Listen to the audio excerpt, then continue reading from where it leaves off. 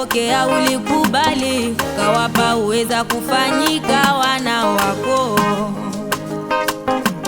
Sio kwa gharama ya pesa wala dhahabu, kwa gharama ya kondoo wala njiwa, kwa gharama ya Yesu mwana wako. Nimegundua siri moja Bwana, waliyokupokea ulikubali, kawapa uweza kufanyika wana wako.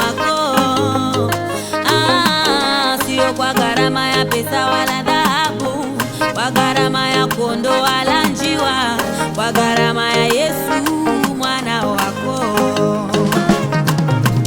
Naja kwako, naja, mimi sijastahili utukufu wako. Naomba huruma na rehema zako. Nimeshuka chini miguuni pako, nataka unifanye kuwa mwana wako. Yesu kaka kwangu.